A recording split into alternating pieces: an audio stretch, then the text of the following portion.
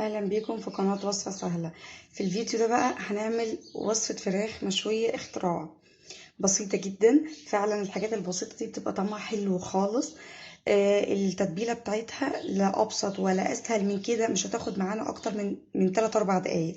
مكوناتها اصلا قليلة جدا، تطلع فراخ طرية وجوسي وحلوة خالص. وهنسويها كمان على البوتاجاز، بس في التسوية الاخيرة بس الوش واللون هندخلها بس تحت الشواية، لكن الاساس بتاعنا هيبقى تسوية البوتاجاز.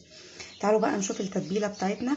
اول حاجه معانا الفراخ، انا مقطعه الربع نصين عشان اعرف اقطعها وادخل التتبيله بتاعتنا جواها كويس. انا مفترض همسك الفراخ كده، هبتدي ان انا اعمل فيها شقوق، شايفين؟ اعمل فيها شقوق بالمنظر ده في كل حته فيها، ندخل عشان نقدر ندخل التتبيله بتاعتنا كويس فيها وتبقى تشرب من التتبيله. بعد ما شققنا الفراخ انا جبت معايا اهو بصل مبشور بشر ناعم. هبتدي بقى ان انا انزل عليه بشوية ملح اهي، على حسب طبعا كمية الفراخ اللي موجودة عندي. هنزل معايا بشوية فلفل اسود. التتبيلة بتاعتنا بسيطة جدا. وهنزل معايا بحوالي عصير ليمونة اهي.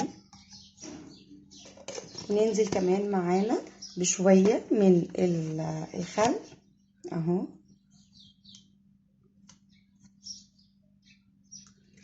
واخر بقى معانا اخر حاجه معانا في التتبيله بتاعتنا نص معلقه صغيره من بهارات اللحمه.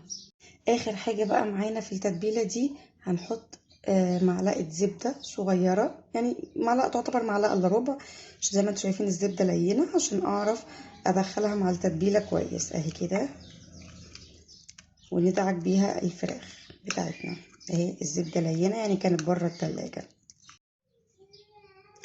دلوقتي الفراخ بتاعتنا اهي بقى هنبتدي ننزل عليها بالتتبيله الحلوه بتاعتنا. اهم حاجه بقى نمسج الفرخه، اللي هو ندعك الفرخه، ندعك كل حته فيها بالتتبيله الحلوه بتاعتنا دي.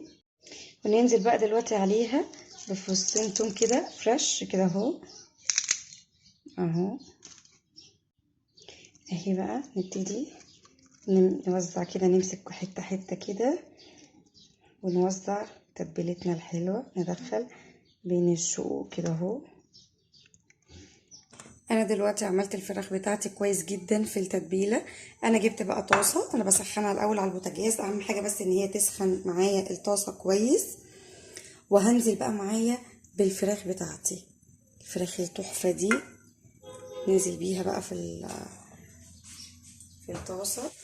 يبقى معايا في بواقي تتبيله اهي في الطبق، انزل بيها على الفراخ اهي. لما الاقي الطاسه معايا سخنه واسمع الصوت بتاع الفراخ معايا، هبتدي بقى اروح نازله عليها مغطياها بالشكل ده كده، واخليها على نار هاديه اهي. الفراخ بتاعتنا بنيجي نشوف بقى استوت ولا لا، بندخل فيها السكينه، لقينا السكينه دخلت معانا يبقى كده الفراخ استوت معانا اهي. الفراخ استوت معانا كده، هندخلها تحت الشوايه هتاخد لون معانا، واوريكم شكلها هيكون عامل ازاي.